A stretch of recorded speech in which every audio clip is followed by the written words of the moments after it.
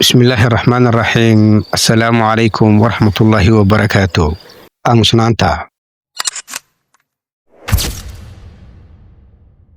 waa mid ka mid ah hadiyadaha ugu qiimaha badan ugu qaalisan Ilaahay subxaanahu wa ta'aala uu ku manaystay bini'aadamka.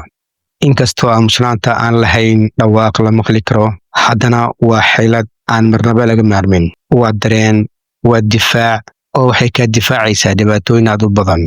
aamusnaantu waxay leedahay luqad aysan dadka oo dhan fahmi karin, balse dadka xigmadda leh ayaa si fiican u aqriya oo si fiican u fahma.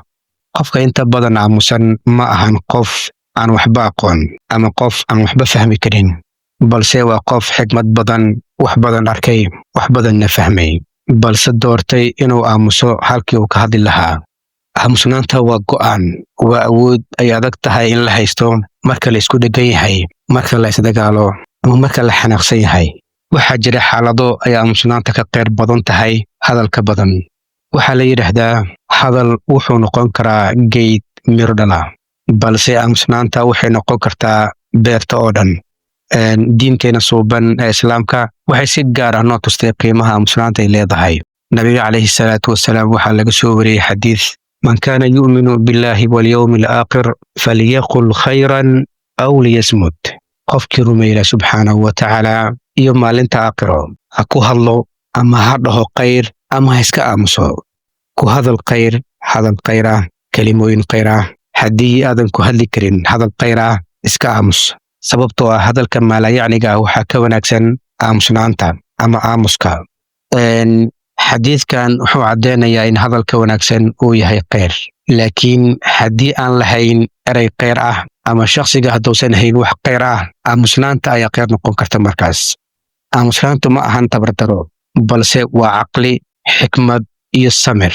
qofka aamusan wuxuu leeyahay xakamayn nafsadeed, wuxuu xakamayn karaa nafsadiisa, wuxuu og yahay in hadal ka badan uusan wax walba xalin karin, balse marmarka qaar aamusnaanta ay noqon karto xalka ugu fiican.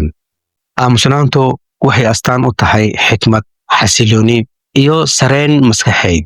waxaa la dhihi karaa hadallada wanaagsanayn aamusnaanta ayaa loogu badbaadi karaa. markaad caraysan tahay, markaad u baahan tahay inaad ku hadasho hadallo aan wanaagsanayn, markaad dareento dhib laguu geystay, markaad tahay qof dulman, xaaladaasoo dhan markaad ku jirto waxaad ugu baxsan kartaa aamusnaanta.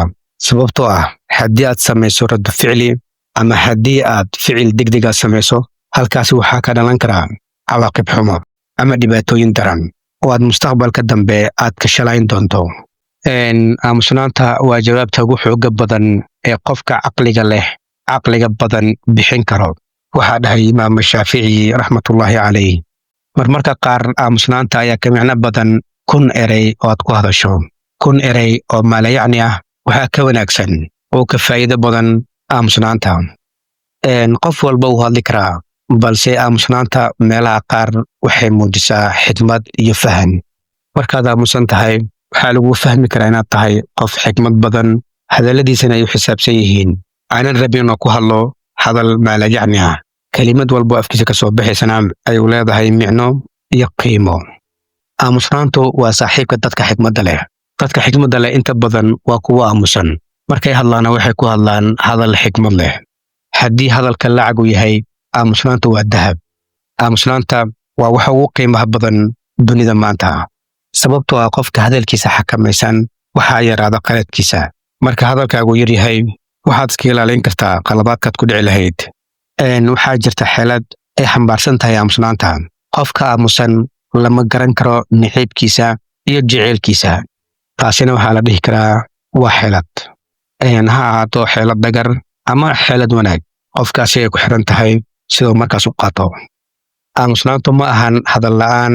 aamusnaantu waa ogolaasho in qalbiga uu mararka qaar hadlo. mararka qaar marka uu afka aamusan yahay, carabkana uusan dhaqaaqaynin, waxaa hadla qalbiga, waxaana ka soo baxa kelmado aad u qiimo badan. dad badan ayaa laga waayey ixtiraam, sababtoo ah waxaa aad u badan hadalkooda maalayacniga ah. qofka hadalkiisa badan yahay waxaa yaraada ixtiraamkiisa, sababtoo ah wuxuu ku hadlaa wax weliba uu rabo. aamusnaanta waxay burburisaa muranka, waxayna ilaalisaa sharaftaada. markaad taagan tahay meel fagaara ah oo aad qof isqabataan ama aad qof isku dhacdaan, haddii aad aamusto dadka waxay ku arki karaan inaad tahay qof nabaddoon ah, qof aan jeclayn dhibka iyo isqabqabsiga. Waxay ku arki karaan qof aad u sharaf badan, dadkana ixtiraama. Halka cagsiga, haddii aad samayso falcelin ama dagaal ama hadal badan, dadka ay ku arki karaan qof dhib badan, muran badan, dagaalka jecel. Aamusnaanta ama aamuska wuxuu ku barayaa dhegeysiga wanaagsan, kaasoo aanan heli karin dadka intiisa badan. Isku day inaad hesho xikmadda aamusnaanta, sababtoo ah waxaad ka faa'iidaysaa waxyaabo aan la soo koobi karin. Weligaa hala murmin nacaska, sababtoo ah dadka idin dhegaysanaya idinkala garan maayaan, oo waxaad isku noqonaysaan laba nacas oo murmaysa. Haddii aad qof wanaag u samayso, ka fogow inaad soo xusuusiso. Haddii qof wanaag adiga ku sameeyo, iska jir inaad ilowdo wanaaggiisa. Haddii xoolahaagu kaa baxaan ama ay kaa dhammaadaan, waxaa kaa lumay shay qiimo badan. Haddii sharaftaadu kaa lunto, waxaa kaa lumay shay aan lagu goyn karin. Haddii rajadaadu kaa luntay, waxaad tahay qof aan waxba haysan oo wax walba ka lumay. Qofka jecel inuu ka tago raad wanaagsan, dadka si wanaagsan ayuu la dhaqmaa. Markaad tahay qof wanaag jecel, dadka si wanaagsan oo ixtiraam leh ula dhaqmaysaa. Laakiin haddii aad tahay qof aan kala jeclayn wanaagga iyo xumaanta, waxaad u dhaqmaysaa sidaad rabto. Farxaddu ma ahan inaad hesho wax walba aad rabto waqti kasta, ee waa inaad jeclaato waxaad haysatid una mahadnaqdo Rabbi subxaanahu wa tacaala. Raaligelinta waa sifo dhif iyo naadir ah oo laga helo dadka daacadda oo keliya. Ha jeclaan qof aan ku xirnayn Rabbi subxaanahu wa tacaala, sababtoo ah qofkii ka fogaada rabbigiisa waxaa u sahlan inuu adigan si sahlan kaaga fogaado.